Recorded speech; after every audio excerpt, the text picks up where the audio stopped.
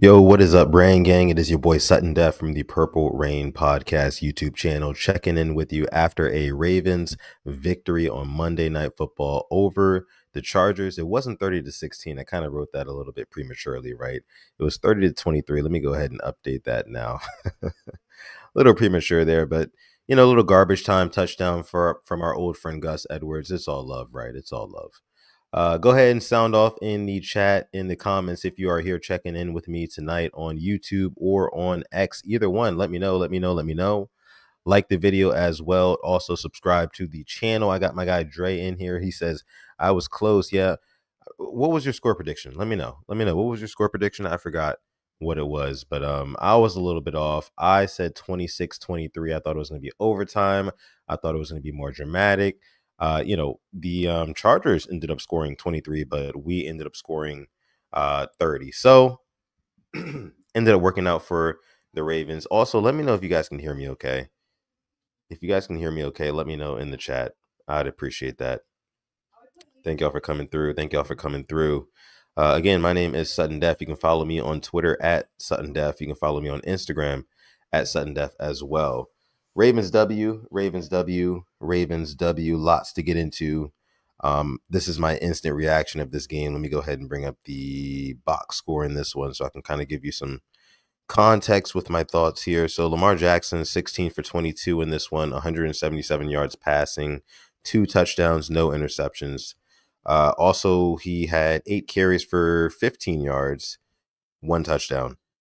All right. So with Lamar Jackson's performance, of course, he got off to a very slow start, a relatively slow start, that is, I would say. And, I think that the thing about Lamar Jackson in this game was that he started slow. And when I thought that, and I tweeted this, and you can follow me on Twitter at Sudden Death, I tweeted this. I said, run the damn ball. And I said this in the pregame stream when I was going live with Alex earlier. I said, run the damn ball. And I felt like in certain spots, he did not run the ball effectively, and he did not choose the right spots to run. And that kind of irritated me. And it has been irritating me for like a while now. But nonetheless, he did make the plays when he needed to. Of course, the touchdown to Mark Andrews, the one to Bateman over the top. I'm going to get into that. Lots of good stuff from Lamar, but just not like your typical like Lamar Jackson MVP level game, right? So overall, nice. I loved it, but my guy Dre says Rashad Bateman had a spectacular catch. Yes, he did indeed. Man, Rashad Bateman, that catch right there was very wide receiver, high end wide receiver 2, might I say wide receiver 1-esque. Honestly, like if you go back and you watch that play, like Lamar, not Lamar Jackson, but Rashad Bateman, he kind of tracks that ball all the way and leads the defender and keeps him on his hip. And at the very end, as soon as the ball is about to reach the attack point, he attacks the ball, right? And he gets it and he brings it in for a touchdown. I mean, that was very, very impressive from a Rashad Bateman. So big shout outs to him. Let me see what you guys are saying here. SG says can hear you good. Awesome. Come on, Porter says squabble up. Shout out to Kendrick Lamar. Yeah, I mean, what did y'all think about that album as well? Let me know if you listen to the new Kendrick album. Let me know what you thought about that. I might get into that a little bit later. Dre says Henry 20 carries seems to be a W every single time. Yeah, I do think so. I mean, Henry had a really good game. I predicted that in the pregame stream as well. I said 150 yards rushing, and 2 touchdowns. He didn't get any touchdowns. He also did not get 150 yards of rushing, but he did get 140. So yeah, a big game from him. 24 carries for 140 yards, 5.8 per carry. The longest was 27 yards in that one. Yeah, he was honestly down the stretch the player that kind of closed the game for the Ravens. I think it was a crucial third and 4. I can't remember what it was, but you guys might after I tell you which play this was. Derrick Henry stiff armed 2 guys and picked up the first down. And that kind of really, I think, kind of broke the back of the Chargers a little bit. And we just kind of stepped on them, kind of leaned on them from there. But no, big game from Derrick Henry. even though he didn't score a touchdown. Love that. But also, another big game from Mark Andrews. I want to give a shout out to Mark Andrews because early in the season, a lot of us had our doubts about him, and he really has come up big late in the season, like mid to late season. Mark Andrews has showed up, and he's kind of proven why he has been touted as the number one tight end on this team for the past couple of seasons. And, you know, some people bring up the washed allegations. I don't see it. I don't see it. That catch along the sideline in the first quarter where he kind of pins it to his hip. Some people might say, oh, that's not a catch, but it was a hell of an effort. And I thought it was a catch. And then also, of course, the touchdown as well, where, of course, the referee said originally it was no catch, but then, they quickly overturned it because it was obviously a touchdown. That was also another spectacular play because the defender was draped all over him. All over him.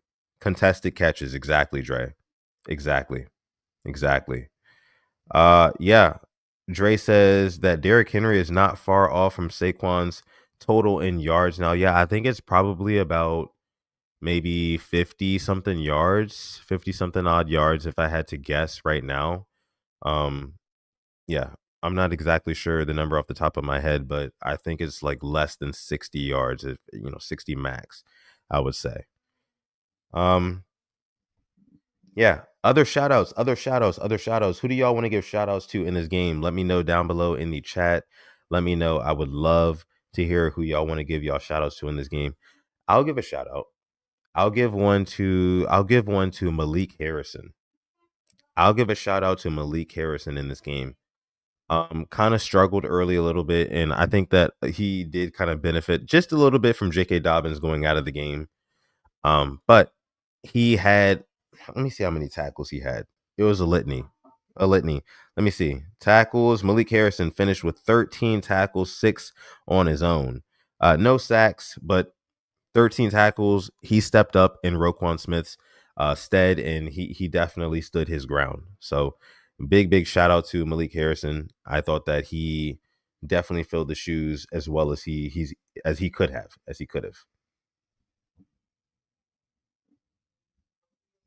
Dre says we're on the same page. Malik deserves a lot of credit. Yep. Exactly. We're on the same page here. We're on the same page.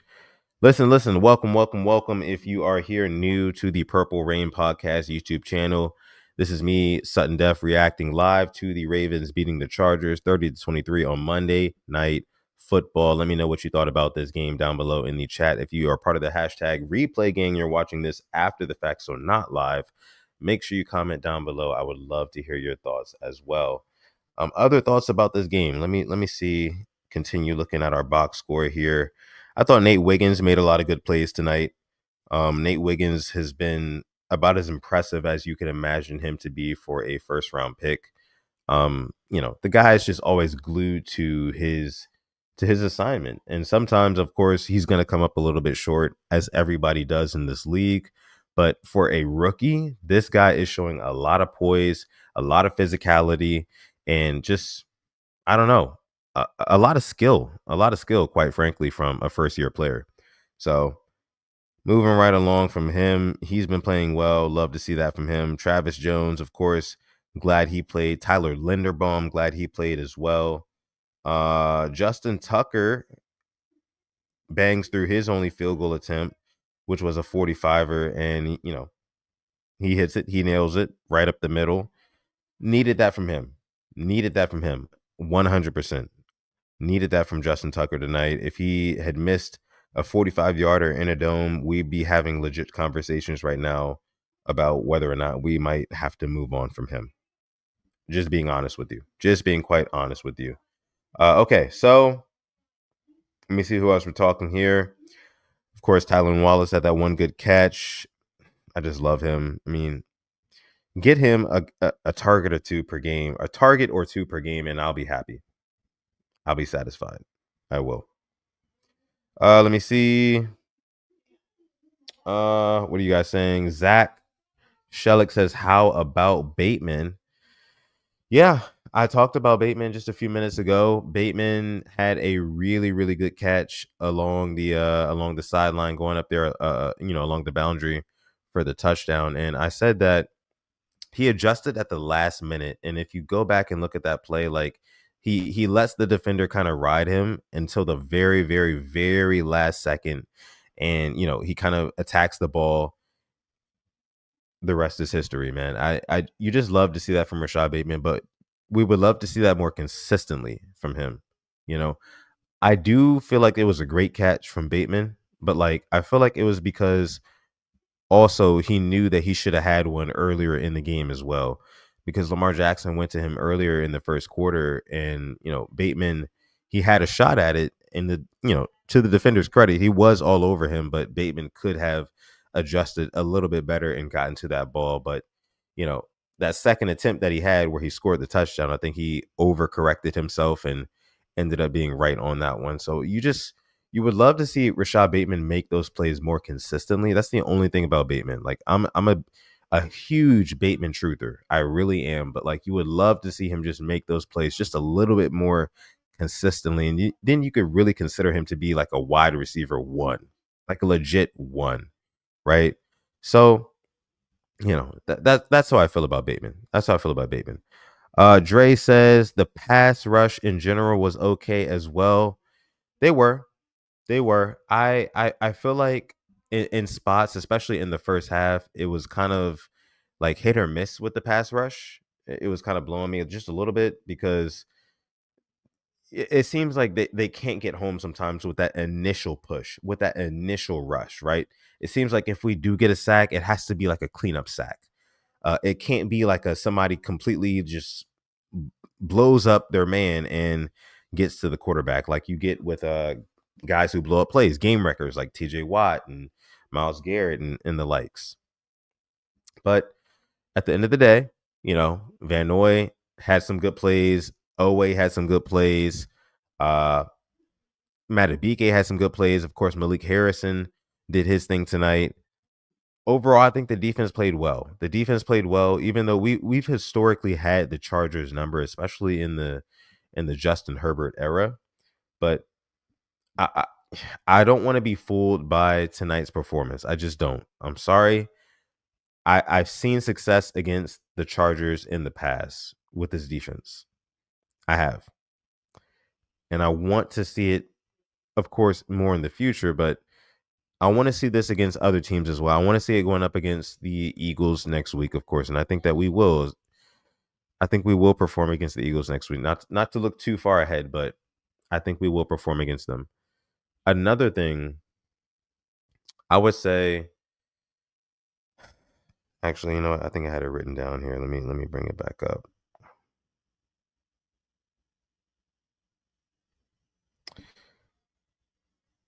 Yeah, Justin Herbert. In terms of my assessment of him at this point of his career, I think that he has every tool that you need in the tool bag to be a top tier quarterback. I really do. I just don't know if he necessarily has the coaching to take him where he needs to be.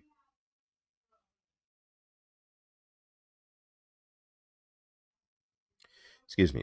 I think that with a Justin Herbert, he can throw it all over the field. Outside the numbers, he can throw it deep. He's got the arm strength of the best of them, right? He can also run. He can scramble if he needs to. When a player has all of those tools, I kind of wonder what exactly is missing. Yes, he'll miss some throws here or there, but every quarterback does. So what's missing?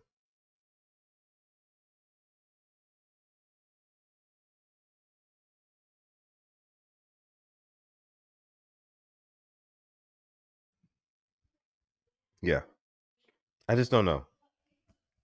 I just don't know. But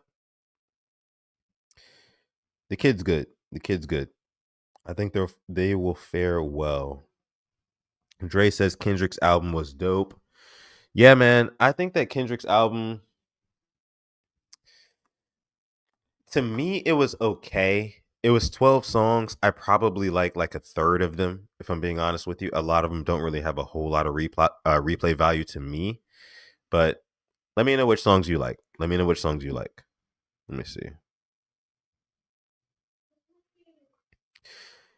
JCE Jabari Cruz Ellis says the Chargers were stupid for hiring Greg Roman as their offensive coordinator.